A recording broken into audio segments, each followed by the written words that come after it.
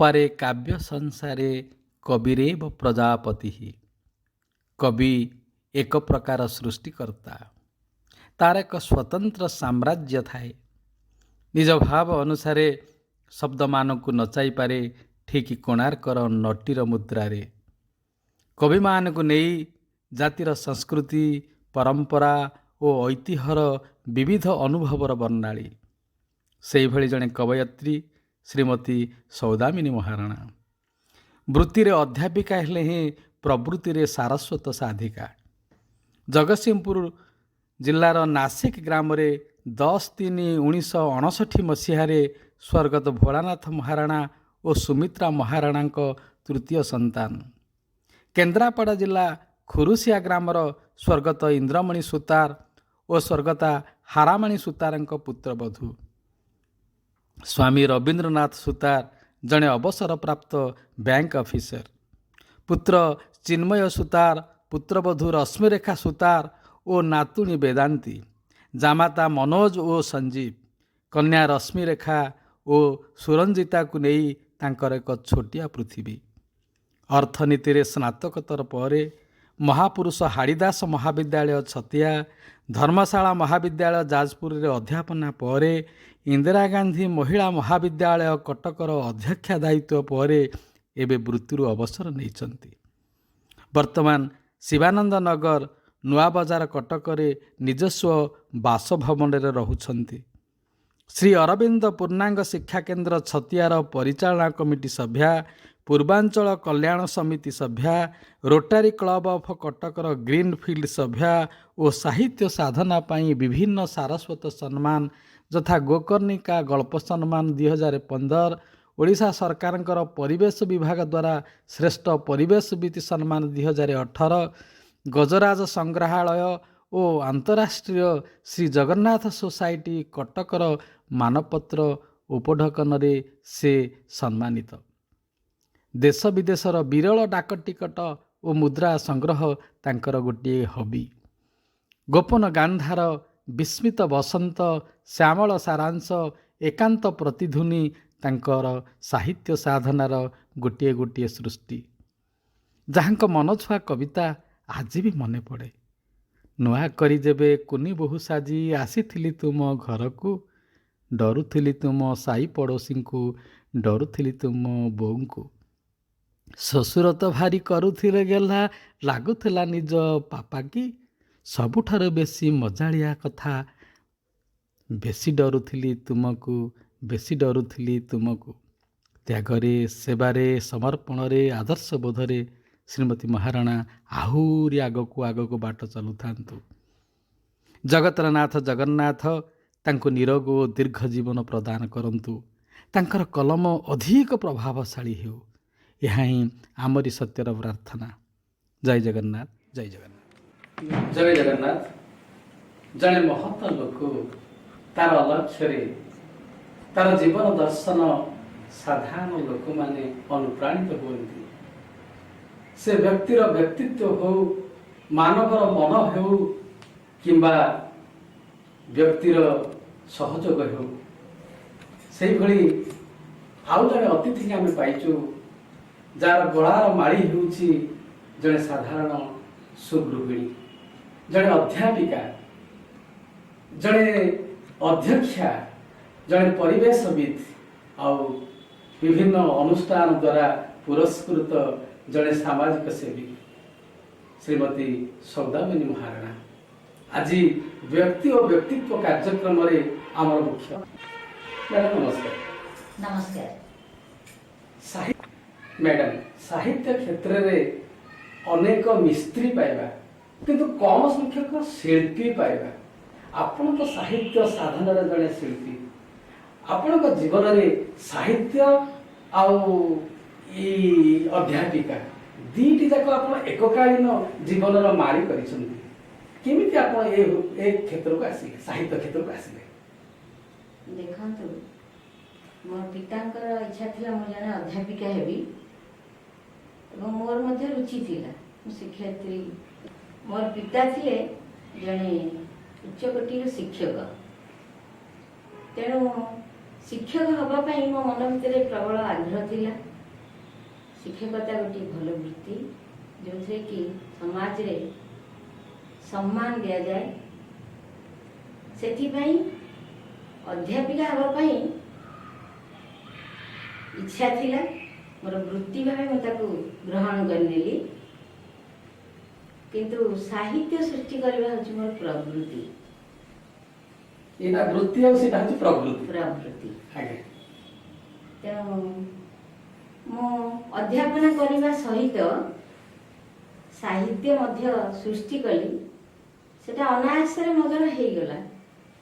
ମୁଁ ସେଟା ଇଚ୍ଛା କରେ ବା ନ କରେ, କିନ୍ତୁ ଭିତରୁ ସାହିତ୍ୟ ସର୍ଜନା ହୁଏତ ରକ୍ତ ମଜ୍ଜାଗତ ହେଇ ବ୍ୟକ୍ତିର ଆସିଥାଏ। ସେ ଯାହାକୁ କେବେ ହେଲେ ସେଥିରୁ ନିବୃତ୍ତ କରି ରଖିପାରେନି। ସାହିତ୍ୟ ସୃଷ୍ଟି କରିବା ଗୋଟାଏ କଳା, ଯାହା ଭଗବତ ଦତ୍ତ। ଯୋଉଟା ଆମେ ସ୍ପଣ୍ଟାନିୟସ୍ କରୁଛୁ। ହଁ, ସେଟା ମୂଳରୁ ଆସିଥାଏ, ସେଟା ପ୍ରବୃତ୍ତି। ତେଣୁ ତାକୁ ମୁଁ ମଧ୍ୟ ସେଥିରେ ଅନୁପ୍ରାଣିତ ହେଇକି ସାହିତ୍ୟ ସୃଷ୍ଟି କଲି। ପ୍ରଥମେ ପ୍ରାରମ୍ଭିକ ସ୍ତରରେ କବିତା ସୃଷ୍ଟି କଲି। କବିତାରୁ ପ୍ରାୟ ସମସ୍ତ ସ୍ରଷ୍ଟାଙ୍କର ମୁଁ ଯାହା ଅନୁଭବ କରେ ଯେ ଆଦ୍ୟ ସୃଷ୍ଟି ହେଉଛି କବିତା। ତାପରେ ଗଳ୍ପ ମଧ୍ୟ ତାପରେ ମୁଁ ସୃଷ୍ଟି କଲି। ମୋର ଆଖପାଖର ଆତଜାତ ଚରିତ୍ର ମାନଙ୍କୁ ଦେଖି ମୋର ସାହିତ୍ୟ ସାଧନା ଆରମ୍ଭ କଲି। ମୋ ଅନ୍ତଃସ୍ୱରର ଆନ୍ଦୋଳନରୁ ମୋର କଲମରେ ମୁଁ ଶବ୍ଦ ରୂପ ଦେବି ଏବଂ ତାହା ସାହିତ୍ୟ ହେଲା। ମ୍ୟାଡାମ, ଓଡ଼ିଆ ଜଣେ ସାଧାରଣ ଲୋକ ଓଡ଼ିଆ ଭାଷା କହିପାରେ, କିନ୍ତୁ ଜଣେ ସାହିତ୍ୟିକ ହବା ଏ କଷ୍ଟକର ବ୍ୟାପାର। ଆପଣ ଜୀବନରେ କେତେ ଖଣ୍ଡ ସାହିତ୍ୟ କୃତି କରିଛନ୍ତି? ମୁଁ 4 ଖଣ୍ଡି ପୁସ୍ତକ ରଚନା କରିଛି। ସେଥିରୁ 3ଟି ହେଉଛି ଗଳ୍ପ ପୁସ୍ତକ ଏବଂ ଗୋଟିଏ ହେଉଛି କବିତା ପୁସ୍ତକ। ଗଳ୍ପ ପୁସ୍ତକର ପ୍ରଥମ ମୋର ଗଳ୍ପ ପୁସ୍ତକ ହେଉଛି ଗୋପନ ଗାନ୍ଧାର, ଯେଉଁଟାକି 2008 ମସିହାରେ ପ୍ରକାଶିତ ହେଇଥିଲା। ତାପରେ 2013ରେ ଦ୍ୱିତୀୟ ଗଳ୍ପ ପୁସ୍ତକ ହେଲା ଶ୍ୟାମଳ ସାରାଂଶ। ତାପରେ ଗୋଟିଏ କବିତା ସଂକଳନ ମୋର ହେଲା 2015ରେ, ଏବଂ ସେଇ ବର୍ଷ ପୁଣି ଆଉ ଗୋଟିଏ ଗଳ୍ପ ପୁସ୍ତକ ବାହାରିଲା, ବିସ୍ମିତ ବସନ୍ତ। ତାପରେ ଅନୁବାଦ ଗଳ୍ପ ମୋର ଏବେ ଯନ୍ତ୍ରସ୍ଥ ବାହାରିବ। ଆଉ ଗୋଟିଏ ଉପନ୍ୟାସ ମୁଁ ଲେଖୁଛି, ସେଟା ପ୍ରାୟ ସରି ଆସିଲାଣି।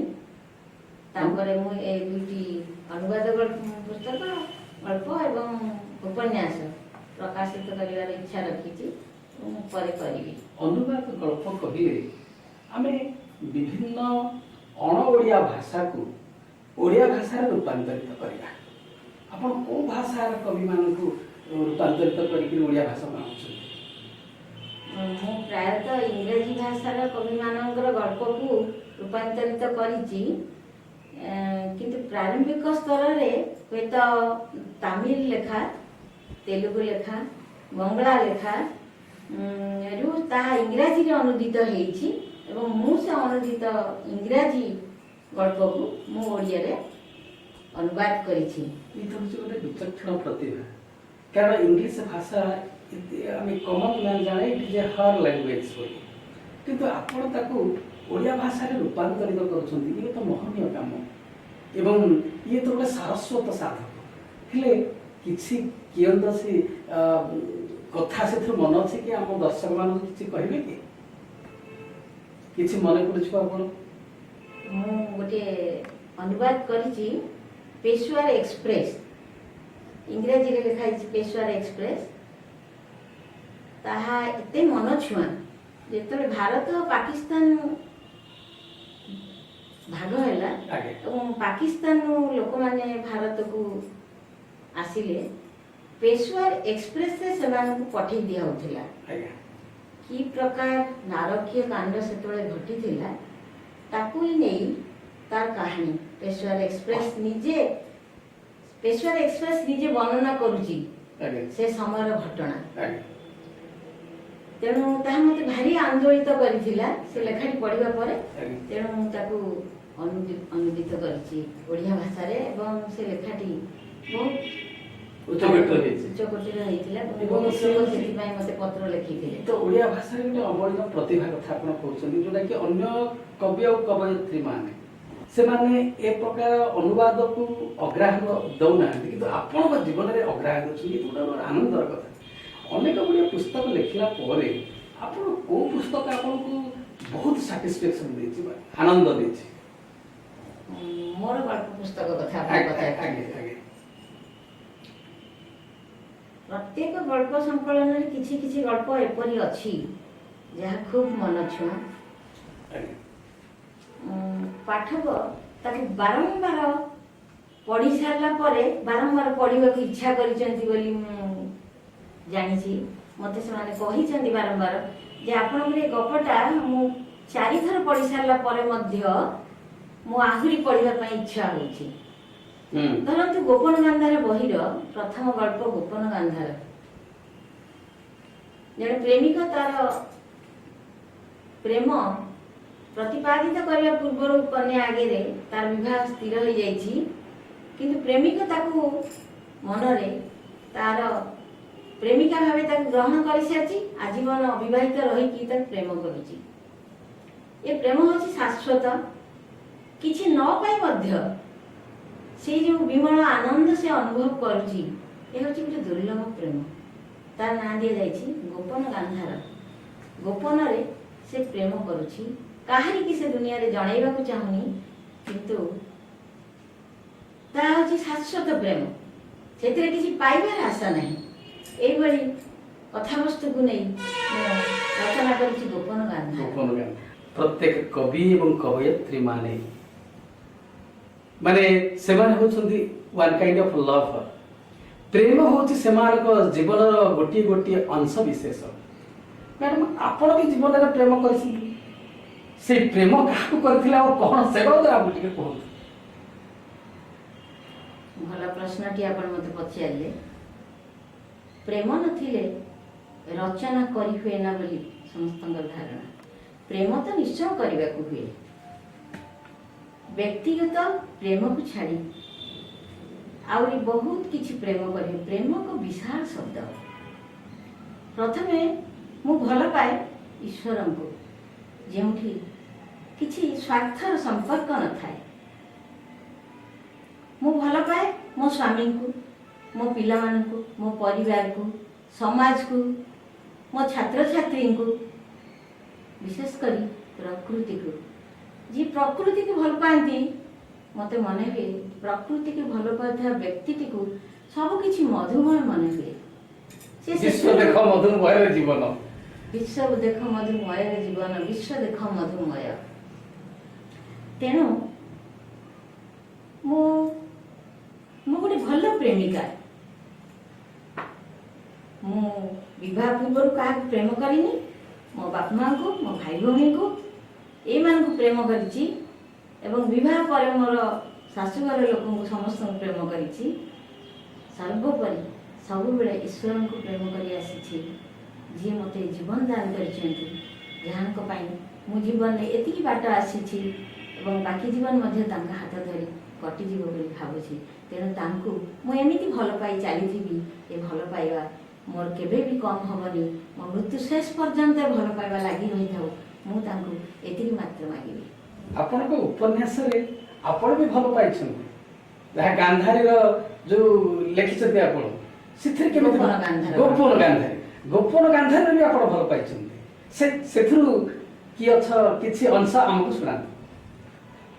ଗୋପନ ଗାନ୍ଧାର ଗଳ୍ପରେ ଯେତେବେଳେ ପ୍ରେମିକ ଭଲ ପାଇଛି ଏବଂ ତାର ସାନ ଭାଇଟି ଜାଣିପାରିଛି, ଶେଷରେ ଝିଅର ସାନ ଭାଇ ଜାଣିପାରିଛି ଯେ ଅମୁ ଭାଇ ଭଲ ପାଉଥିଲେ ମୋ ଭଉଣୀକୁ, ଯଦିଓ ପ୍ରକାଶ କରିପାରିନାହାନ୍ତି, ସେ ଯେତେବେଳେ ତାଙ୍କ ଡାଏରୀରୁ ତାକୁ ପଢ଼ି ଦେଇଛି, ସେତେବେଳେ ସେ ତାର ଏକ୍ସପ୍ରେସନଟା ମୋ ବହିରେ ମୁଁ ଲେଖିଛି, ଆପଣଙ୍କୁ ପଢ଼ି ଶୁଣଉଛି। ଅଜୁ ଭାବୁଥିଲା ପ୍ରେମ କ'ଣ ହୋଇପାରେ ଏଡ଼େ ମହାର୍ଘ, ଏତେ ଦେହାତୀତ, ଏତେ ଶାଶ୍ୱତ।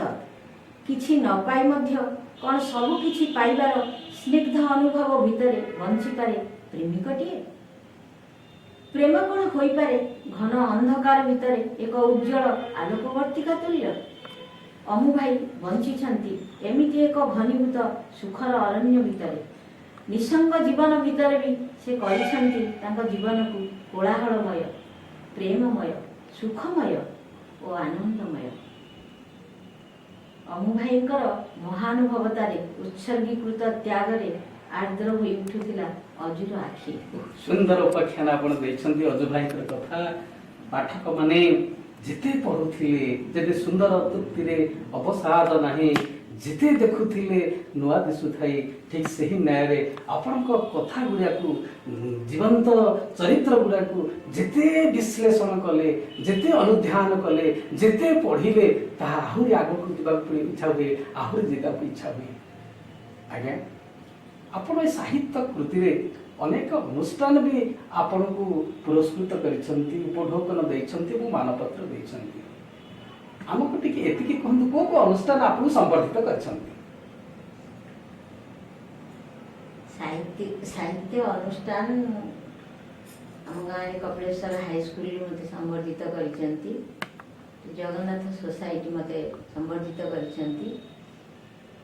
ଏବଂ ଆପଣମାନେ ଜାଣିଲା ଭଳିଆ ଅନୁଷ୍ଠାନ ନାଁଟି କହୁଛି, ତାହା ହେଉଛି ଗୋକର୍ଣ୍ଣିକା ସାହିତ୍ୟ ସମାଜ। ଗୋକର୍ଣ୍ଣିକା ସାହିତ୍ୟ ସମାଜ ତରଫରୁ ମୋତେ ଗଳ୍ପ ସମ୍ମାନ ପୁରସ୍କାର ଦିଆଯାଇଥିଲା। ଯେତେବେଳେ କୌଣସି ଅନୁଷ୍ଠାନ ସମ୍ବର୍ଦ୍ଧିତ କରେ, କବି ଆଉ କବୟିତ୍ରୀ ମାନରେ କୋଉ ଭାବ ଆସେ? ସେତେବେଳେ ଗୋଟିଏ ଭାବନା ମନରେ ସୃଷ୍ଟି ହୁଏ ଯେ ହୁଏତ ମୋ ଲେଖା ଲୋକଙ୍କୁ ଭଲ ଲାଗୁଛି, ତେଣୁ ମୁଁ ମୋର ଗଳ୍ପ ମାଧ୍ୟମରେ ସମାଜକୁ କିଛି କହିବାକୁ ଚାହେଁ, କିଛି ବାର୍ତ୍ତା ଦେବାକୁ ଚାହେଁ ମୋ ଗଳ୍ପ ମାଧ୍ୟମରେ। ସେଥିପାଇଁ ମୁଁ ଗଳ୍ପ ଲେଖେ ଏବଂ ମୁଁ ଭାବେ ଗଳ୍ପ ମାଧ୍ୟମରେ ମୋର ବାର୍ତ୍ତାଟା ଲୋକମାନଙ୍କ ପାଖରେ ପହଞ୍ଚୁଛି ଏବଂ ସେମାନେ ନିଶ୍ଚୟ ସେଥିରୁ କିଛି ଜାଣୁଛନ୍ତି ଏବଂ ଯୁବପିଢ଼ି ଅନୁପ୍ରେରିତ ହେଉଛନ୍ତି। ଏ ଭାବି ମୁଁ ଗଳ୍ପ ରଚନା କରେ। ଯେହେତୁ ମୋର ଆତ୍ମପ୍ରତ୍ୟୟ ହେଲା ଯେ ମୋ ଲେଖା ହୁଏତ ଲୋକଙ୍କୁ ଭଲ ଲାଗୁଛି, ତେଣୁ ମୋ ଭିତରେ ଆହୁରି ଲେଖିବାର ପ୍ରବୃତ୍ତି ସୃଷ୍ଟି ହେଲା, ଉତ୍ସାହ ସୃଷ୍ଟି ହେଲା। ମୋର କଲମ ଚାଳନା ଆହୁରି ଆଗକୁ ଗଲା। ଯେଉଁମାନେ କଲମ ଚାଳନା କରନ୍ତି, ସାଧାରଣତଃ ଦେଖାଯାଏ ସେମାନେ କବିତାରୁ ତାଙ୍କର କବିତା ଆରମ୍ଭ କରନ୍ତି ଏବଂ ଜଣେ ପ୍ରତିଷ୍ଠିତ ସାହିତ୍ୟିକ ହିସାବରେ ସ୍ୱୀକୃତି ପାଇଥାନ୍ତି। ଆପଣ କୋଉଥିରୁ ଆରମ୍ଭ କରିଛନ୍ତି, ଗଳ୍ପରୁ ନା କବିତାରୁ? ଆପଣ ଯାହା କହିଲେ ଏକଦମ ଠିକ। ପ୍ରତ୍ୟେକ ସ୍ରଷ୍ଟାର ପ୍ରାରମ୍ଭିକ ସୃଷ୍ଟି ହେଉଛି କବିତା। ତେଣୁ ମୋର ମଧ୍ୟ ପ୍ରଥମ ସୃଷ୍ଟି କବିତା। ମୁଁ ଗୋଟିଏ ଶିଶୁ କବିତା ରଚନା କରିଥିଲି ଈଶ୍ୱରଙ୍କ ଉପରେ। ତୁମେ ତ ଦେଇଛ ଭରି। ସୃଷ୍ଟିରେ ଈଶ୍ୱରଙ୍କ ଛଡ଼ା ଆଉ କିଛି ନାହିଁ। ଈଶ୍ୱର ହିଁ ସୁଖ ଦୁଃଖ, ହସ କାନ୍ଦ, ଲୁହ ସବୁ କିଛି ତିଆରି କରିଛନ୍ତି। ଏ ସମାଜ, ଏ ସୃଷ୍ଟି ହେଉଛି ତାଙ୍କର ଗୋଟେ ଅଦ୍ଭୁତ କାରିଗରୀ। ଏହି କଥା ମୁଁ ସେ କବିତାରେ ଉଲ୍ଲେଖ କରିଥିଲି। ତାହା ପ୍ରଜାତନ୍ତ୍ର ସାପ୍ତାହିକୀ 94 ମସିହାରେ ବାହାରିଥିଲା ଏବଂ ତା ପାଇଁ ମଧ୍ୟ ବହୁ ଆଡ଼ୁ ପତ୍ର ମୁଁ ପାଇଥିଲି ଯେ କବିତାଟି ଭଲ ହେଇଛି ବୋଲି। ସେଇଟା ମୋର ପ୍ରଥମ ପ୍ରକାଶିତ କବିତା, ଯାହା ମୋତେ ଆହୁରି ଲେଖିବା ପାଇଁ ପ୍ରୋତ୍ସାହିତ କରିଥିଲା। ସାହିତ୍ୟ କୃତିରେ ଆପଣ ଜୀବନରେ କାହାକୁ ଶ୍ରେୟ ଦେବେ? ମୁଁ ଶ୍ରେୟ ଦେବି, ମୋର ଜଣେ ବନ୍ଧୁ ଥିଲେ, ଅଛନ୍ତି, ତାଙ୍କ ନାଁ ଚିତ୍ତରଞ୍ଜନ ସାହୁ। ସିଏ ମୋର କବିତା ସବୁ ପଢ଼ିଲା ପରେ ମୋତେ ଥରେ କହିଲେ, ଆପଣ ତ ଭଲ ଲେଖୁଛନ୍ତି, ଆପଣ ଲେଖୁନାହାନ୍ତି କାହିଁକି? ଲେଖନ୍ତୁ, ଆଉ କିଛି ପତ୍ର ପତ୍ରିକାକୁ ମଧ୍ୟ ଦିଅନ୍ତୁ।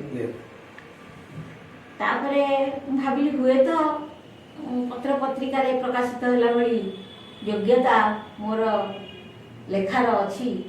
ସେଥିପାଇଁ ଧୀରେ ଧୀରେ ମୁଁ କିଛି କିଛି ଲେଖା ଲେଖି ଆଉ ଟିକେ ଆଗକୁ ବଢ଼େଇଲି ଏବଂ ଗୋକର୍ଣ୍ଣିକାର ସମ୍ପାଦକଙ୍କ ପାଖକୁ ମୁଁ ମୋର ପ୍ରଥମ ଗଳ୍ପଟି ପଠେଇଲି। ତା ପୂର୍ବରୁ କଲେଜ ମ୍ୟାଗାଜିନ୍, ସ୍କୁଲ ମ୍ୟାଗାଜିନ୍ ଏମିତି ସବୁ ବାହାରୁଥିଲା। ମ୍ୟାଗାଜିନ୍କୁ ଏମିତି ମୁଁ ଦେଇନଥିଲି। ଦୀପ ଶିଖାର ଛାଇ ବୋଲି ଗଳ୍ପଟିଏ ମୁଁ ଲେଖିଥିଲି।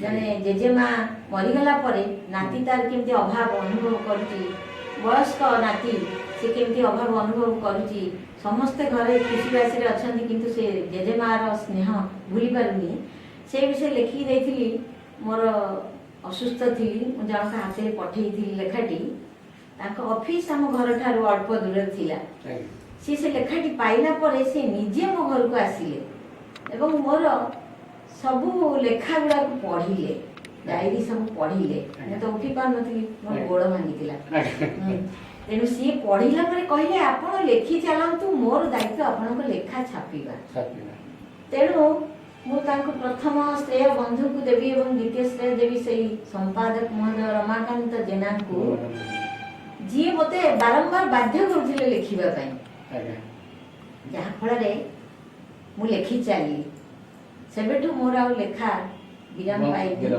पाइनी मु लेखि चली एवं मोर हृदबोध होला जे मो लेखा लोक भल लागुची मु लेखि चली madam the life divine is a philosophy not a fact Shri Aurobindo दर्शन द्वारा आपण भी अनुप्राणित आपण केमिति श्री अरविंद दर्शन अनुप्राणित हेले से कथा हमके कहूँ देखंतु मो श्री अरविंद दर्शन विषय किसी जानि नथि प्रकृत रे मो जते विवाह कली मो स्वामी तांकर हाई स्कूल समय से श्री अरविंद प्रति आकृष्ट दिबड़ी थे एवं विवाह परे तांको ठारू मु सब किछि जानिली बही सब तांकर पढ़िली एवं तांकर जो उच्च कोटिर लेखा सब पढ़ी तांकर जो दर्शन अतिमानस सत्य से किभଳି भाବରେ उतरी आनिचंती पृथ्वी पृष्ठ को से सब विषय मु अवगत हेली मांकर बही सब पाठ कली एबे मु श्रीमा और श्री अरविंद दर्शन प्रति भल भाव मोर अति मात्रा प्रवेश ना किसी मात्रा भर प्रवेश कर अंचल जो पाठचक्र सब हुए प्राय जाऊ शुणु किसी किसी पाठचक्र मत कहबार सुजोग दि जाए से विषय किसी किसी आपनकर जो विवाह हैला सेटा कोन चाकरी करिया पूर्व ना चाकरी करिया पर विवाह है ना मोर विवाह परे मु मास 15 दिन परे इंटरव्यू देइथिली छतिया कॉलेज रे महापुरुष आदिदास महाविद्यालय रे तापरे मते अपॉइंटमेंट मिलिला मु मासक परे जॉइन करिथिली अध्यापक केते कॉलेज रे आपण अध्यापन कार्य करि आछथि मु तीनोटी कॉलेज रे अध्यापन कार्य शेष करिछि प्रथम कॉलेज मोर हिला महापुरुष आदिदास महाविद्यालय जाजपुर द्वितीय कॉलेज धर्मशाला महाविद्यालय जाजपुर आ तृतीय कॉलेज रे मु अध्यक्ष भावे जॉइन कली ता होची इंदिरा गांधी महिला कॉलेज कटक तीनोटी महाविद्यालय रे अध्यापन करि आसला परे आपण को महाविद्यालय भल पाइबे प्रत्येक कार्यक्षेत्र मनुष्य को भिन्न भिन्न स्वाद दिए तेणु मु प्रत्येक क्षेत्र रे मु आनंद अनुभव करिछि कना अध्यापनारु मु आनंद अनुभव करिछि कारण मु जोर जबरदस्ती शिक्षक हेनी I M a teacher by choice मु इच्छा करी शिक्षक हेछि तेणु मु पढ़िला बेले मो छात्र छात्री मानक गहन रे मु खूब आनंदित हुए बहुत आनंद पाए तेणु मु प्रत्येक कॉलेज रे आनंद अनुभव करिछि परम शेष कॉलेज जोठी मो अध्यक्षा हेली सेठी बरं मु कहबी जे मु गोटे भिन्न स्वादर आनंद अनुभव करिछि किंतु शिक्षार आनंद मु सेठी अनुभव करिनी खूब अल्प थर मु क्लास को जाइछि कारण कार्य चाप एभଳି भाବରେ थाए जे क्लास को जाइबेनी एवं आउ दुई जन शिक्षक थिले से क्लास करूथिले आ प्रथम कॉलेज मोर छतिया कॉलेज कहूछि तार स्मृति भिन्न एवं से परिवेश भिन्न एवं तार प्रथम स्मृति मध्य भिन्न आज पर्यंत आमे जो माने प्रथम चाकरी करिथिलु साथी हे ए पर्यंत आमे से स्मृति टिके बोलती केमिति गोटे दुख बा सुखर स्मृति जो छतिया कॉलेज प्रथम आरंभ कले को माने आपनकर कलीग्स सब थिले ताको सहित आपण केमिति दायित्व निर्वाह करंती से कथा किछि कहंती। मु जेतबेले जॉइन कली मु प्रथम महिला कॉलेज आ समस्त थिले पुरुष किंतु सेमाने मते गोटे भौणीर स्नेह देकिरी आम साथी हेकी अध्यापना कलु मु अनुभव करनी जे मु जणे महिला तापर से आउ जणे दीप्ति पटनायक बोली आउ जणे आसिले मो सहित किंतु आज पर्यंत आम मानक भितरे से भाई भौणीर स्नेह अछि एवं कॉलेज सरीगला परे आम परस्पर भितर पारिवारिक संपर्क खूब सुदृढ़ बहुत आनंद लगे जे आम भितर कौन सी फॉर्मालिटी नहीं आम भितर कौन सी बाह्य उपचार नहीं आम जड़े जन को खूब आंतरिक भाव भल पाऊ आम परस्पर भितर खूब आम आंतरिक और पारिवारिक संपर्क आमर खूब भल एजावत से संपर्क रही तेणु मुझे निश्चित भाव में कहबी सब जदि कौन कॉलेज रे मु आनंद अनुभव करछि ता होछि मोर प्रथम कॉलेज महापुरुष हाड़ीदास महाविद्यालय। एकाधार जड़े अध्यापिका एवं अन्य पक्ष जड़े अध्यक्षा दायित्व निर्वाह करवा हूँ अध्यक्षार काम जड़े अध्यक्षा हिसाब से जिते आप दायित्व निर्वाह कर सबू कार्यगुड़िक निजे करती ना आपणकर सहयोगी मानक आप बंटन कर कार्य दिखती जितेबाला अध्यक्ष पदरे मु जॉइन कली प्रथम दिन मुझे कही मोर फास्ट मीटिंग रे जे मु आपण मानक भीतर जणे पार्थक्य एतिकी जे मु आगर छिड़ा हेची आपण माने पछरे छिड़ा हेचंती जेतेबेले आमे कार्य करिबा अनुष्ठान हित पाई कार्य करिबा एवं समस्ते हाथ मिलैबा ताहले आमे अनुष्ठान को आगु नबा तेनु अध्यक्ष पद रे जी रहे जणे व्यक्ति विशेष भाव रे सारा अनुष्ठान को आगे नहीं परिबा नाही ता मोर व्यक्तिगत मत आपणकर कोन मत मु कहि परिबिनी किंतु समस्ते हाथ न मिलेले गोटे अनुष्ठान आगु जाई पारे ना यूनाइटेड वी स्टैंड यस और डिवाइडेड वी फॉल फॉल सुंदर भाव रे आपण कहिले प्रकृति रे शिक्षा ये गोटे जीवन व्यापी प्रक्रिया एवं शिक्षा को दान कहा जाए कारण अन्य जिते सर्विस अच्छी आप दान शब्द कौटी पाइबेनी केवल शिक्षक एकमात्र जाति जे कि कहे शिक्षा दान करुच्ची सेमती अध्यक्ष हिसाब से आपण तो कॉलेज रे बहुत श्रुति विश्रुति थिबो बहुत भल पाइबा एवं विभिन्न कार्यक्रम रे आपण जोग देथिबे सेथुर किछि श्रुति हम आगे रख स्मृति कथा कहले इंदिरा गांधी महिला कॉलेज रे मते समस्ते खूब सहयोग करछंती मु 3.5 वर्ष से कॉलेज रे अध्यक्ष पद रे रहिली समस्त ठार पूर्ण सहयोग लाभ करछि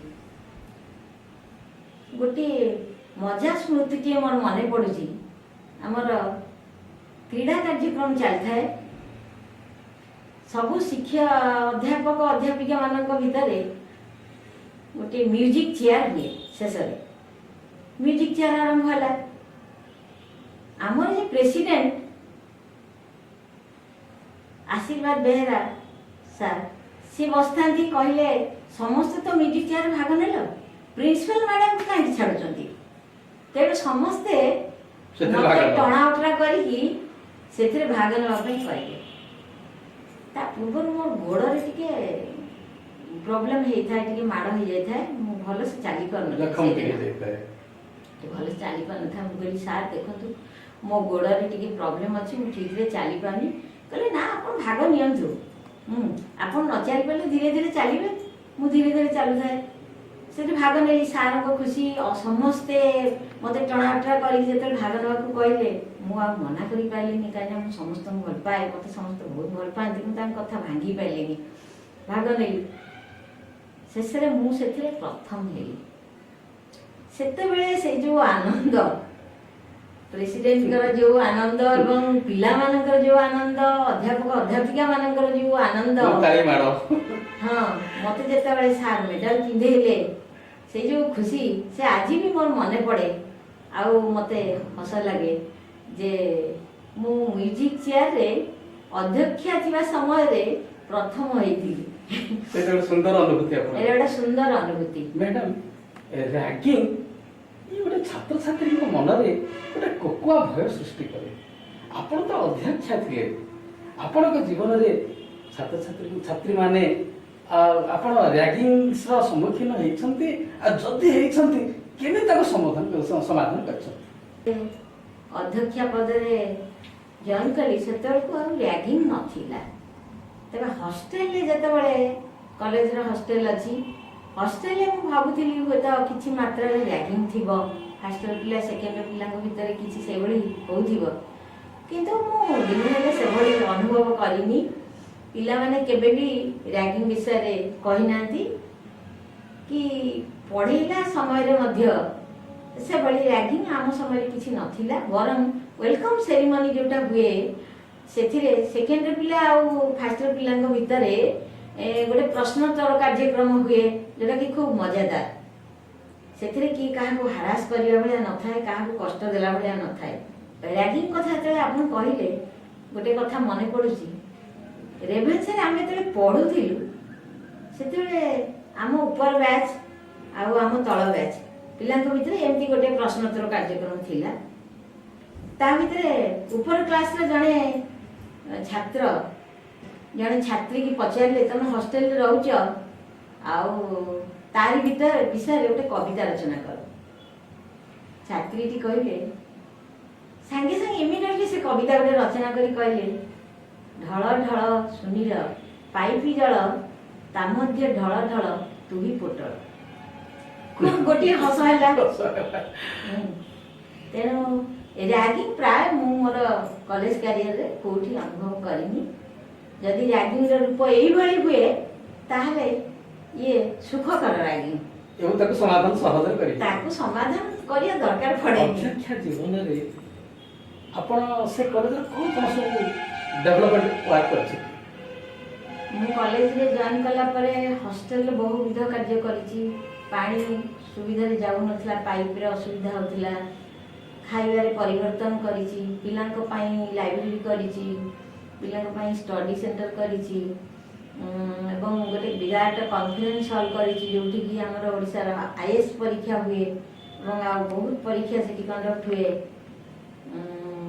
एवं विशेष कथा है से कॉलेज रे किछि फूल गछ नथिला कैंपस टी छोट तथापि मो मन भीतर को आसिला छोट कैंपस हेले एठी मध्ये किछि करा जाई पारिबो तेणु मु सेठी गार्डन करबा आरंभ कली बहुत कुंड किनी खत सब किनी नुआ नुआ सब चारा किनी सेठी वर्तमान आपन जदि केबे इंदिरा गांधी महिला कॉलेज को जिबे देखिए कॉलेज ता हसुची एकदम सबुजमय हो जाइए कॉलेज परिवेश से 2018 मसीह कॉलेज स्तरीय सरकार सरकार तरफ परिवेश पुरस्कार मिलता एवं सूर्य पात्र मंत्री सूर्य पात्र थिले सी आसिकी बारवाटी स्टेडियम रे पुरस्कृत करथिले मु से पुरस्कार ग्रहण करथिली तार फोटो मध्य मो घरे अछि।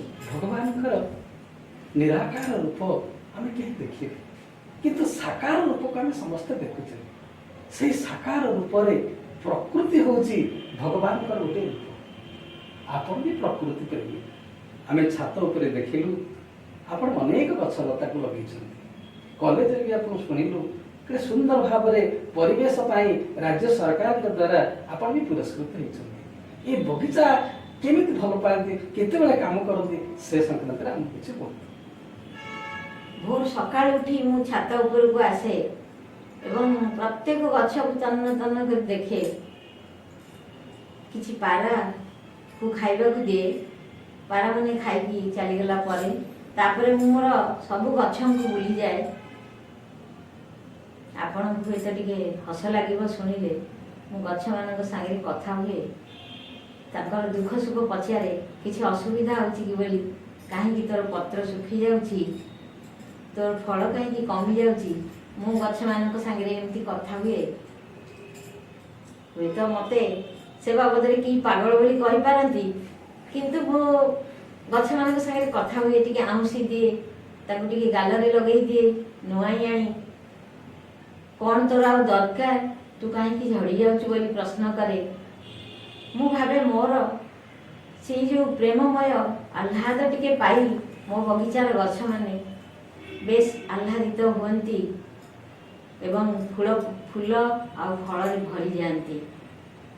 जी भी आसंती मो बगीचा देखती खूब खुशी हुअन्ति जे आपण एते सुंदर बगीचा टे करिसंती। घर लोक मो पर विरक्त हुअन्ति थरे बगीचा को गले बहु सेठी लाखी जाए सेठू आसीबा भारी कष्ट। मुझे थरे बगीचा छाड़ी की जाए 10-15 दिन के पुओ पाखक आसिकी मत कांद लगे मो बगीचा देखिले मत कष्ट लगे मो गछ माने कष्ट पाउछन्ति मो बिना। प्रकृति प्रकृतरे भगवान आ गोटे रूप आ प्रकृति को जी भल पाए ताक सबु किछि मधुरमय मन हुए। तेणु मु प्रकृति प्रेमी सेथिपाई मु भावे मते प्रत्येक व्यक्ति भल लगती। मु कहा भितरे खराब गुण देखि पारेनी हुए तो मोर सेटा भल गुण कि खराब गुण मु कहि पारिबिनी किंतु मु काहारी दोष देखिबा को भल लागेनी। मते मु भावे यदि व्यक्तिर 5टा खराब गुण भी थिबो तार आउ 5टा भल गुण थिबो आमे तार भल गुण काई देखिबानी। तेणु प्रकृति जो मु शिखे देई चल प्रकृति बिना संकोच सब किछि दिए फूल दिए फल दिए आमको अम्लजान दिए सब किछि दिए।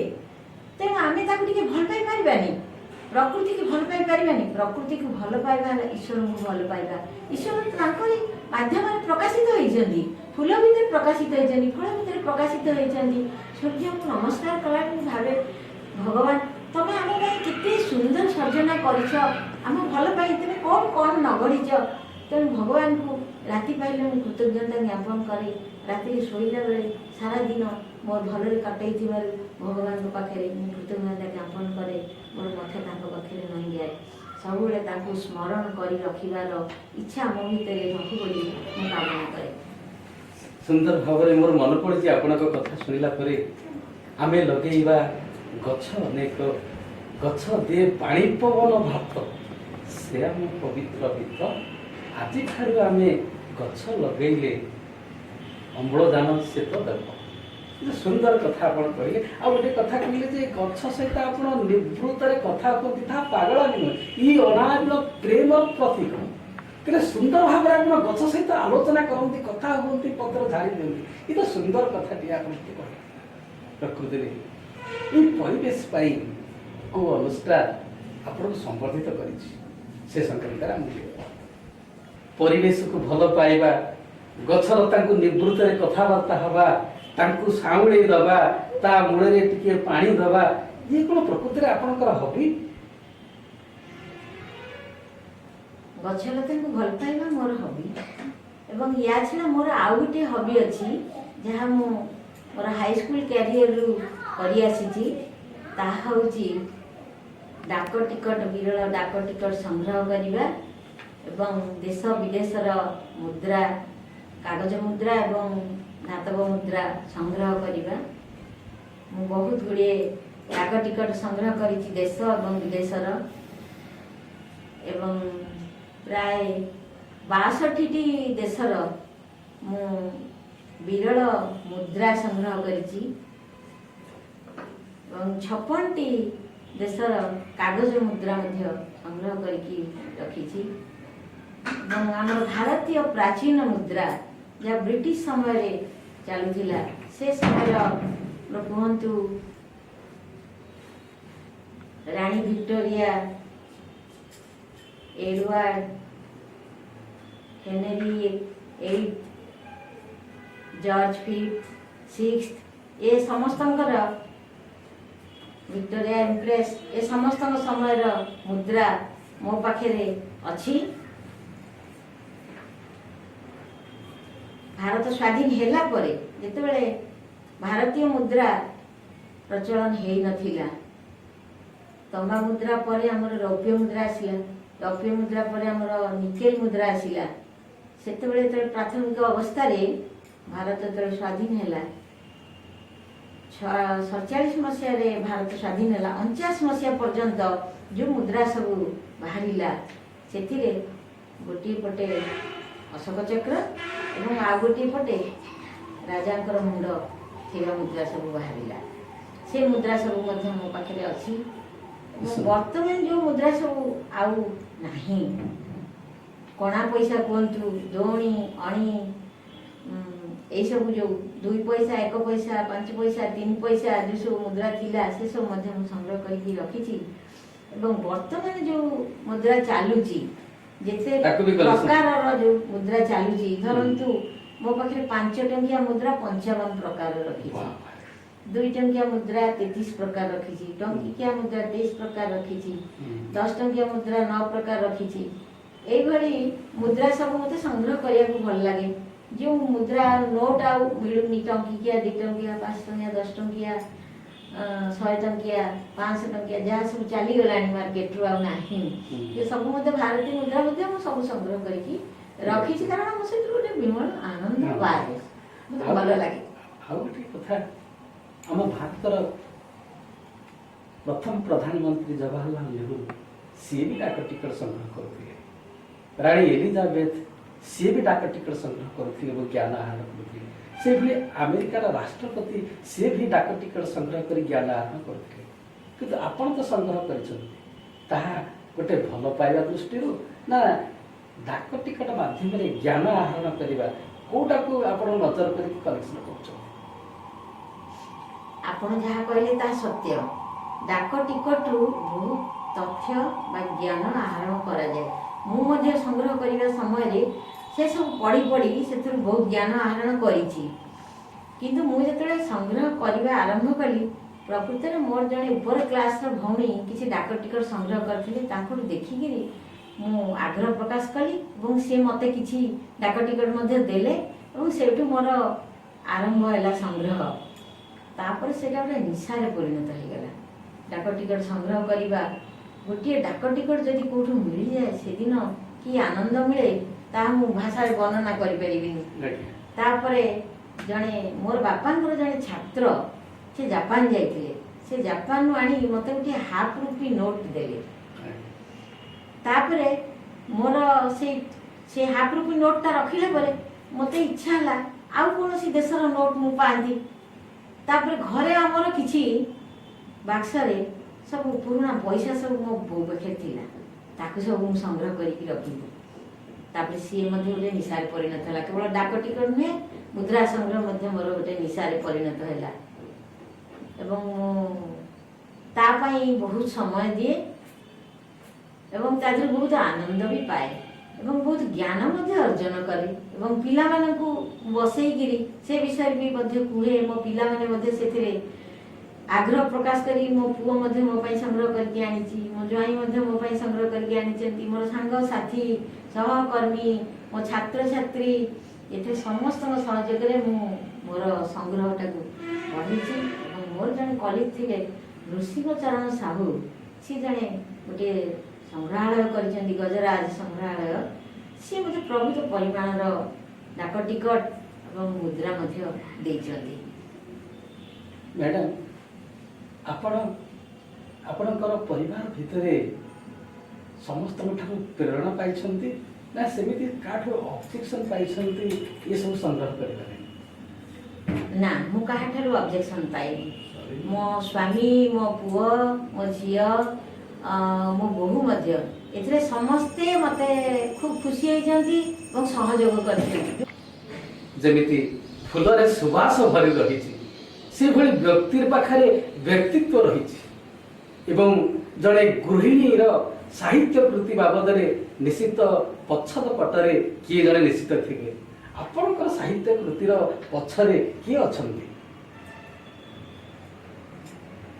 मोर साहित्य को आगे नबारे जदि मते किए सबुठारु बेसी साहाय्य करिसेंती से होचंती मोर स्वामी रवीन्द्रनाथ सुतार कारण बहिचे बाहरिवार पूर्वर जो सब कार्य हुए प्रथम जेतले लेखे से प्रथम मोर लेखाटी पाठ करती एवं से किसी त्रुटि विच्युति थिले एवं किसी असंगति थिले से ताकू करेक्शन करने को मते कहती एवं शब्द बनान भूल थिले तांकर साहित्य ज्ञान बहुत भल से ताकू करेक्शन कर दियंती प्रथम प्राथमिक स्तर रे मोर लेखाटी से संशोधन करती एवं जदि कोनोसी ଗଳ୍ପର କ୍ଲାଇମାକ୍ସଟା ମୁଁ ଯେଭଳି ଭାବରେ କରିଥାଏ, ଯଦି ସେଟା ସାମୂହିକ ଭାବରେ ସମସ୍ତଙ୍କୁ ଭଲ ଲାଗିବ ନାହିଁ ବୋଲି ସେ ଅନୁଭବ କରନ୍ତି, ତେବେ ସେ ତାକୁ ମୋତେ ଚେଞ୍ଜ କରିବା ପାଇଁ କୁହନ୍ତି ଯେ ଏମିତି ହେଇଥିଲେ କେମିତି ହେଇଥାନ୍ତା।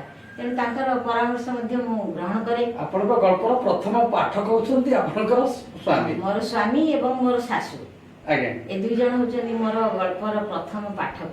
କବିତାଟିଏ ଲେଖିଲେ ତାଙ୍କୁ ମୁଁ ଶୁଣାଏ, ସେ କହନ୍ତି ଆଉ ଟିକେ ଆକୁ ଆହୁରି ଘୋଷା ମଜା ଦରକାର, ବା ନାଇଁ ହେଇଛି, ଠିକ୍ ଉତୁରି ଯାଇଛି, ଗପଟା ଭଲ ହେଇଛି, ବା କୌଣସି ଘଟଣା ବା ବିଷୟବସ୍ତୁ, ନୂଆ ନୂଆ ବିଷୟବସ୍ତୁ ଏଇ ସମାଜର ଏଇ ବିଭାଗ ଉପରେ ମୋଟେ ଲେଖା ହେଇନି, ତା ବିଷୟରେ କିଛି ଲେଖ, ଏଭଳି ଭାବରେ ମତାମତ ଦିଅନ୍ତି। ଏବଂ ମୁଦ୍ରଣ କାର୍ଯ୍ୟଠୁ ଆରମ୍ଭ କରି ସବୁ କାର୍ଯ୍ୟରେ ସେ ମୋତେ ସାହାଯ୍ୟ କରନ୍ତି। ଶେଷରେ ବହି ଉନ୍ମୋଚିତ ହେବ ଏବଂ ଗେଷ୍ଟ କଣ୍ଟାକ୍ଟଠୁ ଆରମ୍ଭ କରି ସବୁ କାର୍ଯ୍ୟରେ ତାଙ୍କର ସାହାଯ୍ୟ ମୁଁ ନ ପାଇଥିଲେ ପ୍ରକୃତରେ ମଧ୍ୟ ମୁଁ ଏତିକି ବାଟ ସାହିତ୍ୟ କ୍ଷେତ୍ରରେ ଆଗେଇ ପାରିନଥାନ୍ତି। ମ୍ୟାଡ଼ାମ, ଦୁହିତା ଦୁଇ କୂଳକୁ ହିତା। ଆପଣ ଏକରେ ବାପ କୂଳ, ଆଉ ଗୋଟେ ହେଉଛି ଶାଶୁ କୂଳ। ଆପଣ ଶାଶୁ ଘରେ କୋଉମାନେ ସବୁ ଅଛନ୍ତି ଏବଂ ସେମାନଙ୍କର ପ୍ରେରଣା କଥା ଟିକେ କୁହନ୍ତୁ। ଶାଶୁଘରର ସାହାଯ୍ୟ ନ ପାଇଥିଲେ, ମୋ ସ୍ୱାମୀ ଦୂରରେ ଚାକିରି କରୁଥିଲେ, ମୁଁ ମୋ ପିଲାମାନଙ୍କୁ ମଧ୍ୟ ବଢ଼େଇ ପାରିନଥାନ୍ତି। ମୋ ପାଖରେ ଗୋଟିଏ ଦିଅର ଏବଂ ନଣନ୍ଦ ରହୁଥିଲେ, ସେମାନେ ମୋତେ ବହୁତ ସାହାଯ୍ୟ କରିଛନ୍ତି ଏବଂ ସାହାଯ୍ୟ ସହଯୋଗ ପରିବାର ସମସ୍ତଙ୍କ ଠାରୁ ମୁଁ ପାଇଛି। ମୋର 4ଟି ଦିଅର, ଗୋଟିଏ ନଣନ୍ଦ, ଶାଶୁ ଶ୍ୱଶୁର, ତେଣୁ ବଡ଼ ପରିବାର ଆମର। ମୁଁ ସେମାନଙ୍କୁ ଶ୍ରଦ୍ଧା ଦେଇଛି, ସେମାନଙ୍କ ପାଇଁ କରିଛି ଏବଂ ସେମାନଙ୍କ ଠାରୁ ମଧ୍ୟ ମୁଁ ବହୁତ କିଛି ପାଇଛି, ସ୍ନେହ ଶ୍ରଦ୍ଧା ପାଇଛି। ସେମାନେ ସମସ୍ତେ ମୋତେ ମାଆର ଦର୍ଜା ଦିଅନ୍ତି, ଭାଉଜର ଦର୍ଜା ନୁହେଁ, ମାଆର ଦର୍ଜା ଦିଅନ୍ତି। ଶାଶୁ ମୋତେ ଝିଅ ଭଳି ଭଲ ପାଆନ୍ତି, ମୋ ପାଖରେ ସେ 28 ବର୍ଷ କାଳ ରହିଛନ୍ତି ଏବଂ ତାଙ୍କୁ ମୁଁ ମାଆ ପରି ଭଲ ପାଏ ଏବଂ ତାଙ୍କର ଗଲା ପରେ ମଧ୍ୟ ତାଙ୍କର ଆବସେନ୍ସ ବହୁତ ଅନୁଭବ କରିଛି। ଏବେ ମୋର 91 ବର୍ଷିଆ ମାଆ ମୋ ପାଖରେ ଅଛନ୍ତି, ତେଣୁ ତାଙ୍କର ସେବା କରି ମଧ୍ୟ ମୁଁ ବହୁତ ଆନନ୍ଦ ଅନୁଭବ କରୁଛି। ତେଣୁ ମୋର ଦୁଇ ପରିବାର, ଆପଣ ଯାହା କହିଲେ ଦୁଇ କୂଳକୁ ହିତା, ଦୁଇ କୂଳକୁ ପିତା। ମୋ ବାପା ମା ଏତିକି ମୋତେ ସଂସ୍କାର ଦେଇଛନ୍ତି, ଯାହାକି ମୁଁ ମୋର ବାପ ଘରର ଏବଂ ଶାଶୁଘରର ଦୁଇ ପରିବାରର ମଙ୍ଗଳ ହିଁ କାମନା କରିଛି। ଯତ୍କିଞ୍ଚିତ୍ ମୁଁ ଯେତିକି ପାରିଛି ମୁଁ ତାକୁ କରିବା ପାଇଁ, କର୍ତ୍ତବ୍ୟ ସମ୍ପାଦନ କରିବା ପାଇଁ ଚେଷ୍ଟା କରିଛି ଏବଂ ଈଶ୍ୱରଙ୍କ କୃପାରୁ ଏବଂ ମୁଁ ତାକୁ କରିପାରିଛି। ଆପଣଙ୍କର ସ୍ୱାମୀ ଜଣେ ବ୍ୟାଙ୍କ ଅଫିସର, ବିଭିନ୍ନ ଜିଲ୍ଲାରେ ସେ କାର୍ଯ୍ୟ କରି ଆସିଛନ୍ତି। ଆପଣ ଗୃହିଣୀ ଏବଂ ଜଣେ ସାଧାରଣ ଗୃହିଣୀ ନୁହଁ, ଜଣେ କର୍ମଜୀବୀ ମହିଳା। କର୍ମଜୀବୀ ହିସାବରେ ଆପଣ ପିଲାମାନଙ୍କର ଲାଳନ ପାଳନ କରିବାରେ, ଉଚ୍ଚଶିକ୍ଷା ଦେବାରେ ନିଶ୍ଚିତ କିଛି ଅସୁବିଧା ଅନୁଭବ କରିଥିଲେ। ସେଥିରୁ କିଛି ଅଂଶ ଆମ ଦର୍ଶକମାନଙ୍କୁ କୁହନ୍ତୁ। ପିଲାମାନଙ୍କୁ ମଣିଷ କରିବାରେ ମୁଁ ଯେଉଁଠି ଭଡ଼ାରେ ଥିଲି ଛତିଆରେ, ଜଣେ ଶିକ୍ଷକଙ୍କ ଘରେ ରହୁଥିଲି, ତେଣୁ ପିଲାମାନଙ୍କୁ ପାଠ ପଢ଼ାଇବାରେ ଅସୁବିଧା ହେଇନି। ତାଙ୍କ ପାଖରେ ପିଲାମାନେ ପଢ଼ୁଥିଲେ, କିନ୍ତୁ ପିଲାମାନଙ୍କୁ ଠିକ୍ ଭାବରେ ଖାଇବାକୁ ସମୟରେ ଦେବା, ଠିକ୍ ସମୟରେ ତାଙ୍କର ଯତ୍ନ ନେବାରେ କିଛିଟା ଅବହେଳା ମଧ୍ୟ ହେଉଥିଲା। ପିଲାମାନେ ଯେତେବେଳେ ଯାହା ଚାହୁଁଥିଲେ ତାଙ୍କ ମନ ମୁତାବକ ଖାଦ୍ୟ ରାନ୍ଧିକି ତାଙ୍କୁ ଯୋଗାଇ ଦେବା ସମୟ ଅଭାବରୁ ହେଇପାରୁନଥିଲା। ମୋର ବିଷୟ ଥିଲା ଅର୍ଥନୀତି, ଆଉ ସେ ବିଷୟକୁ ଭଲ ଭାବେ ପଢ଼ି ତାକୁ ବୁଝି ନଗଲେ କ୍ଲାସରେ ଠିକ୍ ଭାବେ ପଢ଼େଇବା ଭଲ ଲାଗିବନି, ତାହା ମୋର ରୁଚି ବିରୁଦ୍ଧ। ତେଣୁ ମୁଁ ମୋର ଅଧ୍ୟାପନା ପାଇଁ ବହୁତ ସମୟ ଦେଉଥିଲି ଏବଂ ପିଲାମାନଙ୍କୁ ପଢ଼େଇଛି, କିନ୍ତୁ ଅସୁବିଧା ମଧ୍ୟ ବହୁତ ଭୋଗ କରିଛି ତା ଭିତରେ। ସେ ଅସୁବିଧା ଭିତରେ ଭଗବାନ ସାହାଯ୍ୟ କରିଛନ୍ତି, ଅସୁବିଧା ସବୁ ପାର ହେଇଯାଇଛି। ପୁଅଟି ଇଞ୍ଜିନିୟର ହେଇଛି, ଆଉ ବଡ଼ ଝିଅଟି ସଂସ୍କୃତ ମହାବିଦ୍ୟାଳୟରୁ ବେଦାନ୍ତ ବିଷୟ ନେଇ ଗୋଲ୍ଡ ମେଡାଲିଷ୍ଟ ମଧ୍ୟ ସେ ହେଇଛି ଏବଂ ସାନ ଝିଅଟି ରୁରାଲ ଡେଭଲପମେଣ୍ଟରେ ଡିପ୍ଲୋମା କରିଛି, ଇଂରାଜୀ ଅନର୍ସରେ ପାଠପଢ଼ା ଶେଷ କରିଛି। ତେଣୁ ମୋ ପିଲାମାନେ ମୋ ଭାବନା ଅନୁସାରେ ଯେତିକି ସଫଳ ହେଇଛନ୍ତି ସେତିକି ମୁଁ ଖୁସି। ମୋର ଦୁଇ ଜ୍ୱାଇଁ ସଫ୍ଟୱେୟାର ଇଞ୍ଜିନିୟର, पुओ सफ्टवेयर इंजीनियर, सान जुआई सफ्टवेयर इंजीनियर, बड़ जुआई मेकानिकल इंजीनियर। तेणु मुझे समय दे पार्टी ता भीतर भगवान मो पिला भल भाव रखिंट समस्तଙ୍କର स्नेह श्रद्धा मो पूरा जॉइंट फैमिली रे मो शाशुघर बापघर समस्तଙ୍କର श्रद्धा पाई मो पिला माने मोर 4 भाई माने उच्च प्रतिष्ठित बड़ भाई थे स्टेट बैंक रे आउ 2 भाई इंजीनियर सभा सान भाई कंप्यूटर इंजीनियर अमेरिका रे रहे बड़ भौणी मो सान भौणी जन इंग्राजी अध्यापिका तेणु परिवार दृष्टि मोर मोर शाशुघर बापघर मते सहयोग कर मोर जीवन यात्रा को जमी भाव में भावुची ठीक भाव में मोर यात्रा शेष करी कारण जीवन में मुझे किसी आशा करिनी भावी जिते बड़े सुख आ दुख हस आ कांद को सामान भाव ग्रहण कर चली जीवन में मुझे असफल होते सफल होती विचार ठीक से आपणकर मन हूँ महान आपणकर कर्म ताठर बहुत महान वैकुंठ समान सदा अटे से ही घर परस्पर स्नेह जति थाए निरंतर आपण को परिवार कथा आमको परिवार कथा कहले मोर मु गोटी बड़ परिवार झील मो बापांकर आम 7 जन भाई भौणी मो उपरे 2 जन भाई भौणी और मु 3 नंबर मो तले आ 3 जन भाई एवं भौणी पिलादिन से गहन रे खूब आनंद रे कटिची जेहेतु आम एते भाई भौणी पिलादिने आम सांगर अभाव अनुभव करूँ निज भितर मिसिकी समस्ते खेलु बापा आमको पिलादिने पार्क नहीं जाती आम समस्ते मिसिकी खेलु तेणु बड़ परिवार हवा ताहा आउ एक भिन्न आनंद आपण छात्री एवं छात्री जीवन में नारी शिक्षा को अग्राधिकार दे आपण पिता माता ऋणी निश्चित किंतु छात्री जीवन में आपण सेमती किसी अभिज्ञता अच्छी जोटा कि आप हैरान होती पाठ पढ़ला भितर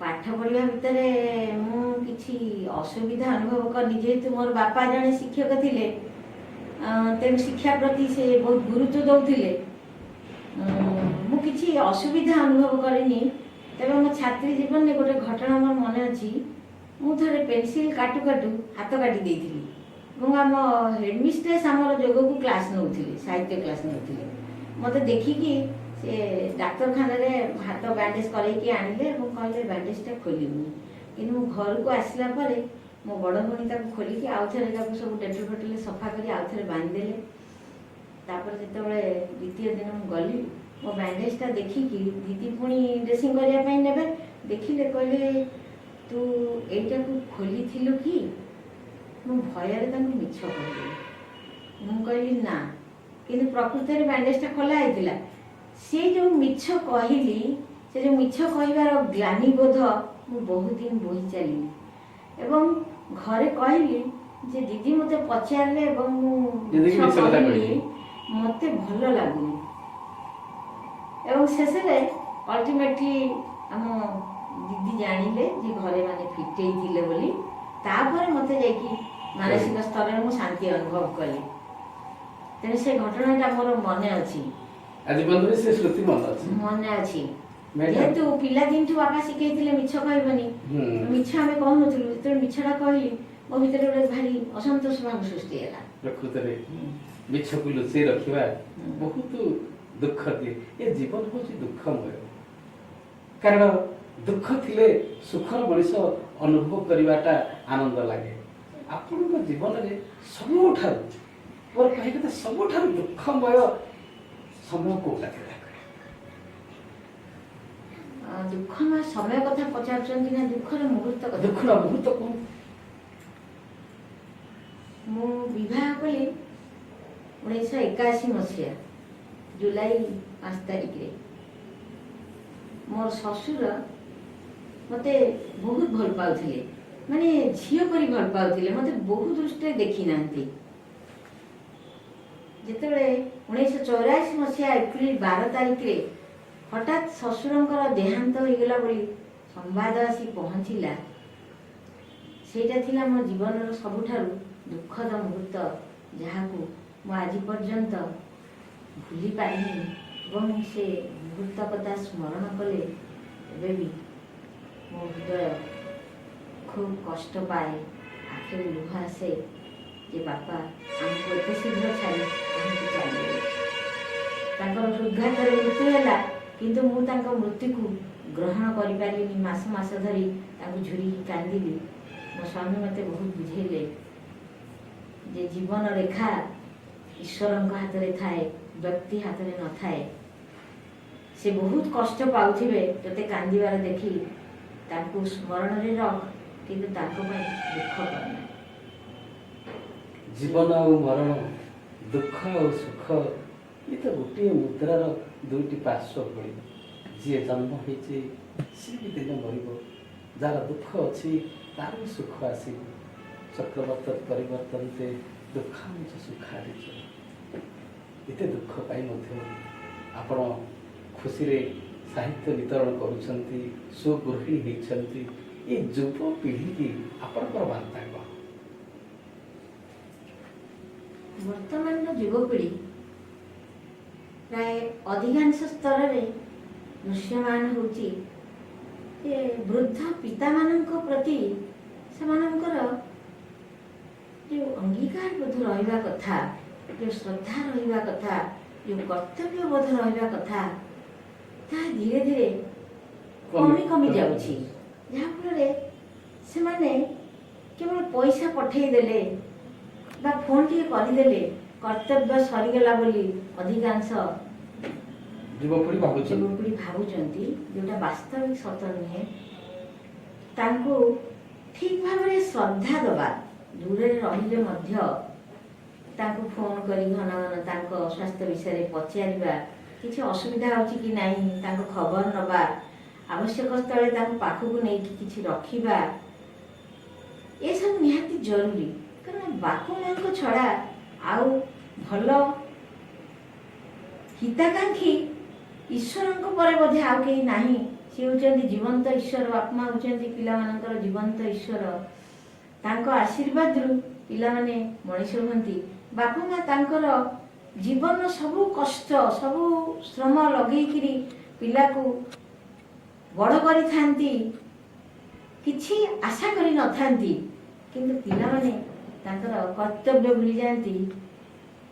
ସେଥିପାଇଁ ମୋର ଯୁବପିଢ଼ିମାନଙ୍କୁ ଗୋଟିଏ ବାର୍ତ୍ତା ଦେବି, ବାପା ମାଙ୍କ ମନରେ କେବେ କଷ୍ଟ ଦିଅନ୍ତୁ ନାହିଁ, କର୍ତ୍ତବ୍ୟ କରନ୍ତୁ, ତା ଭିତରେ ବାପା ମାଙ୍କ ଠାରୁ ଆଶୀର୍ବାଦ ଗ୍ରହଣ କରନ୍ତୁ, ତାଙ୍କୁ ଭଲ ପାଇ ତାଙ୍କ ସେବା କରି ତାଙ୍କୁ ନିଜର ସ୍ନେହ ବନ୍ଧନରେ ବାନ୍ଧି ତାଙ୍କ ମନକୁ ଆମୋଦିତ କରି ଯେତେ ଖୁସିରେ ରୁହନ୍ତୁ, କିନ୍ତୁ ବାପା ମାଙ୍କୁ ଭୁଲି ଯାଆନ୍ତୁନି ବା ତାଙ୍କୁ ଅବହେଳା କରନ୍ତୁନି। ସାହିତ୍ୟ ସର୍ଜନା ଆମେ କରୁ, ସାହିତ୍ୟ ମାଧ୍ୟମରେ ଆମେ ସମାଜକୁ, ମୁଁ ମୋର ଲେଖା ମାଧ୍ୟମରେ, ବହୁ ଗପ ମାଧ୍ୟମରେ ଏଇ କଥା ହିଁ କହିଛି, କିଭଳି ଭାବରେ ବାପା ମା ଅବହେଳିତ ହେଉଛନ୍ତି ଏବଂ କେତେ କଷ୍ଟ ପାଉଛନ୍ତି, ସେଭଳି ନ କରିବା ପାଇଁ ବହୁତ ଗଳ୍ପରେ ମଧ୍ୟ ଦେଇଛି। ବାପା ମାଙ୍କୁ କିଭଳି ଭାବରେ ପିଲାମାନେ ବହୁତ ଭଲ ଭାବରେ କେୟାର ନେଇଛନ୍ତି ଏବଂ ସେଠି ବାପା ମା ମାନେ କିଭଳି ପିଲାମାନଙ୍କୁ ଆହୁରି ଆଶୀର୍ବାଦରେ ପୋତି ଦେଇଛନ୍ତି ଏବଂ ତାଙ୍କ ଜୀବନ ସାର୍ଥକ ହେଇଛି ବୋଲି ସେମାନେ କେମିତି ଅନୁଭବ କରିଛନ୍ତି। ନିଜର ଉଦ୍ୟମ, ନିଜର ସଫଳତା, ନିଜର ବ୍ୟକ୍ତି, ନିଜର ବ୍ୟକ୍ତିତ୍ୱ। ଆଜିର ବ୍ୟକ୍ତି ଓ ବ୍ୟକ୍ତିତ୍ୱ କାର୍ଯ୍ୟକ୍ରମକୁ ଆମେ ଏଇଠି ବିରାମ ଦେବା। ଆପଣଙ୍କର ବହୁମୂଲ୍ୟ ସମୟ ଆମେ ନଷ୍ଟ କରୁ। ସାହିତ୍ୟ କୃତି, ଜଣେ ସୁଗୃହିଣୀ, ଅଧ୍ୟାପନା, ଅଧ୍ୟକ୍ଷ, ପରିବେଶବିତି ଏବଂ ସର୍ବୋପରି ଜଣେ ସୁଲେଖିକା ହିସାବରେ ଆପଣ ଓଡ଼ିଆ ସାହିତ୍ୟ ଜଗତକୁ, ଓଡ଼ିଆମାନଙ୍କୁ ଯେଉଁ ଅବଦାନ ଦେଇଛନ୍ତି ତାହା ଅବିସ୍ମରଣୀୟ ରହିବ। ଆମରି ସତ୍ୟ ତରଫରୁ ଆପଣଙ୍କୁ ଆହୁରି ପୁଣି ବହୁତ ବହୁତ ବହୁତ ଶୁଭେଚ୍ଛା ଜଣାଇ ଆଜିର କାର୍ଯ୍ୟକ୍ରମକୁ ଆମେ ଏଇ ଶେଷ। ଆଜ୍ଞା ନମସ୍କାର। ନମସ୍କାର। ଶେଷରେ ମୁଁ ଏତିକି କହିବି आमरी सत्य द्वारा ये व्यक्ति और व्यक्तित्व कार्यक्रम को आपण सब्सक्राइब करंतु लाइक करंतु। हाँ गोटे कथा को आपण मान कहबी आपण माने एक निश्चित मतामत दियंतु।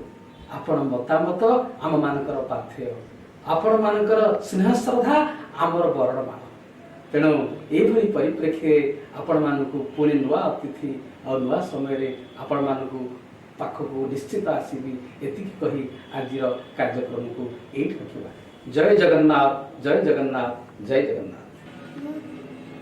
शान्वी महाराणा मु क्लास 4 रे पढुछि आ मु एबे गोटे श्लोक ओम भूर्भुवस्सुः गाइबी।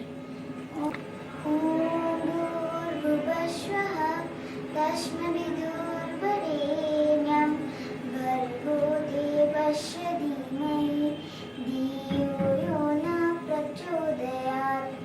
मो ना प्रज्ञत महाराणा और मो आई सौदामिनी महाराणा से मते बहुत भल पाती और मु भी तांको बहुत भल पाए। से मोर बहुत केयर करती और से मते भल खाया देती से मते पाठ पढ़ती। मु चिन्मय सुतार बर्तमान मु बेंगलोर रे आईटी रे काम करूची। मु सौदामिनी महाराणा पुओ मु गोटे मात्र पुओ और मोर दुईटी भौणी अच्छा बड़ भौणी जने सान भौणी ये मो मिसेस रश्मिरेखा महाराणा। माँ को विषय कौन कहबी माँ निजर अध्यापिका कैरियर भितर आमको बहुत समय देइछन्ती। माँ को विषय कहया गले आम तो बो डाकू बो ताकर निजर अध्यापक कैरियर सहित घर को भी समान भाव में समय देइछन्ती। लेखा उपरे ताकर विशेष गोटे गुरुतर प्राधान्य दियंती। से जने भल पोएट राइटर ता छड़ा सोशल वर्क रे बहुत इन्वॉल्व। आमे माने जेबे भी आसु बाहर हमको विशेष कर ध्यान दियंती। इवन रिटायर्ड हला परे मध्य आमे जेबे भी आसीचु आमे देखु जी शी इज ऑलवेज बिजी। से तांकर कामटा को सबले फास्ट गुरुतर दियंती और निजे बहुत काम सहित बांधी हेकी रुहंती। कोडी सोशल वर्क हैला किछि राइटिंग्स हैला कि किछि गीत लिखिबार अछि कि कवि सम्मेलन जीवार अछि से सब को भी अटेंड करंती। ताकू छाड़ी की भी हमको से विशेष भाव में ध्यान दी। मो रश्मिरेखा महाराणा सौदामिनी महाराणीकर बहु गोटे सफल बहु हवा पाई जहाँ प्रेरणा दरकार मु तांकठु पाइछि। आ सी एते भल जे तांको विषय कहया पे मो पाखरे किछि शब्द ही नहीं। I love you बो। I like you बो। मु सुरंजिता महाराणा मो माँ कर मु तृतीय कन्या तार दिया जाइथिबा संस्कार रे मु अनुप्रेरित होई कि आज मोर शाशु घरे जे कोनोसी मुहूर्त हो मु सामना कले भी पछघुंचा दौनी आ समस्त को एकाठी नहीं कि चलिबा स्नेह दबा श्रद्धा दबा सानठू बड़ समस्त सहित भल पाइबार संपर्क रखी कि चलिबा जोटा कि से आम परिवार रे आज जाके समस्त को बांधिकी रखी सेटा मु ताठ शिखिकी। मो ना संजीव महाराणा मो सौदामिनी महाराणा सान जई मु परिका माँ परिका शाशुटे पाई बहुत गर्वित। से सबू क्षेत्र में मते किसी प्रॉब्लम हेले भी मते ठीक रास्ता देखाती केमती मु भल बाट जाके उन्नति करी। मो ना रश्मिरेखा महाराणा मो माँ बड़ झी माँ को विषय कौन कहबी माँ विषय जिते भी कहले कम पड़ो से तो सबू आज जहाँ भी आम हो पारिछुर जो हो पारिछु से जेते तांकर बहुत भल गुण अच्छी सब भल गुण रू आम सब भाई भौणी मैंने किसी ना कि नहीं जमती कि मते गीत गाइबा को भल लगे कहीं मु पिला दिन माँ को संध्या बेले भजन गाइबार देखी शुणी सहित बसिकी आम सब संध्या बेले प्रार्थना करूँ ही कृष्ण भजन जगन्नाथ भजन आम सब गाओ। मो ना मनोज महाराणा से शाशु लगे एक्चुअली बट मुझे माँ भाया देखे से मोर द्वितीय माँ टाइप ତାଙ୍କଠୁ ବହୁତ କିଛି ମୁଁ ଶିଖିଛି। ତାଙ୍କର ରିଅଲି ଧୈର୍ଯ୍ୟଟା ଏତେ ମୁଁ ଦେଖିଛି, ସେଇଟା ମୋତେ ବହୁତ ଅନୁପ୍ରାଣିତ କରିଛି। ମୋ ନାଁ ରବୀନ୍ଦ୍ରନାଥ ସୁତା। ଶ୍ରୀମତୀ ସୌଦାମିନୀ ମହାରଣାଙ୍କୁ ମୁଁ 1981 ମସିହାରେ ବିବାହ କରିଥିଲି। ବିବାହ ପରଠାରୁ ସେ ମୁଁ ତାଙ୍କ ଗାଁକୁ ବୋହୂ କରିକି ନେଇଥିଲି। ଆଉ ଗ୍ରାମ୍ୟ ଜୀବନ ସହିତ ସେ ଏତେ ଓତପ୍ରୋତ ଭାବରେ ଚଳିଗଲେ ଯେ ଗାଁରେ ସେ 1 ନମ୍ବର ବୋହୂ ପାଲଟିଗଲେ। ଅନେକ ବୋହୂ ଆସିଥିଲେ, ଗାଁ ଲୋକ ତାଙ୍କୁ ଏବେ ମଧ୍ୟ ମନେ ରଖିଛନ୍ତି। ମୋ ବାପା ମାଙ୍କର ସିଏ ଥିଲା ଆଦରଣୀୟ ବୋହୂ ଏବଂ ମୋ ଜୀବନରେ ଯାହା ସଫଳତା ପାଇଛି ମୁଁ ତାଙ୍କରି ପାଇଁ ପାଇଛି। ମୋ ପିଲାମାନଙ୍କୁ, ମୋ ଭାଇ ଭଉଣୀମାନଙ୍କୁ, ମୋ ପରିବାରକୁ ସେ ଯଥେଷ୍ଟ ଭଲ ପାଇଛନ୍ତି। ଜଣେ ବୋହୂ ହିସାବରେ, ଜଣେ ମା ହିସାବରେ, ଆଉ ମୋତେ ମଧ୍ୟ ଜଣେ ଗୃହକର୍ତ୍ରୀ ହିସାବରେ ସେ ବହୁତ ଆଦରଣୀୟ। ଏବଂ ତାଙ୍କର ଅଧ୍ୟାପନା ଜୀବନରେ ବହୁତ ଝଡ଼ଝଞ୍ଜା ଦେଇ ଗତି କରିଛନ୍ତି। ଟ୍ରାନ୍ସଫର ହେଇଛି। ମୁଁ ତ ବ୍ୟାଙ୍କର ଜଣେ ଅଫିସର। ମୁଁ ଓଡ଼ିଶାରେ ନୁହଁ, ଓଡ଼ିଶା ବାହାରେ ମଧ୍ୟ ଚାକିରି କରିଛି। ପିଲାମାନଙ୍କୁ ତା ପାଖରେ ଛାଡ଼ି ସେ ପିଲାମାନଙ୍କୁ ଉଚ୍ଚଶିକ୍ଷା ଦେଇଛନ୍ତି ଏବଂ ନିଜର କର୍ତ୍ତବ୍ୟ ଠିକ୍ ପାଳନ କରିଛନ୍ତି। ପରିବାର ପ୍ରତି ତାଙ୍କର ଅବଦାନ ଅତୁଳନୀୟ। ମୁଁ ଶ୍ରୀମତୀ ପୁଷ୍ପମଞ୍ଜରୀ ସୁତାର, ସୌଦାମିନୀ ମହାରଣାଙ୍କର ନଣନ୍ଦ। ସେ ମୋ ଭାଉଜ। ମୁଁ 10 ବର୍ଷର ହେଇଥିଲି ସେ ମୋ ଘରକୁ ଆସିଛନ୍ତି। ମୁଁ ତାଙ୍କୁ ଭାଉଜ ବୋଲି ଭାବେ ନା, ମା ବୋଲି ଭାବେ। ମୁଁ ଈଶ୍ୱରଙ୍କୁ ବହୁତ ବହୁତ ଧନ୍ୟବାଦ ଦଉଛି। ସେ ମୋ ଘରକୁ ଆସିଛନ୍ତି ମୋ ଭାଇଙ୍କ ଲାଇଫରେ। ମୋ ଭାଇ ଭାଉଜଙ୍କ ଯୋଗୁଁ ମୁଁ ଆଜି ଯାହା କିଛି ବି ମୁଁ ମୋ ଭାଇ ଭାଉଜଙ୍କ ଯୋଗୁଁ।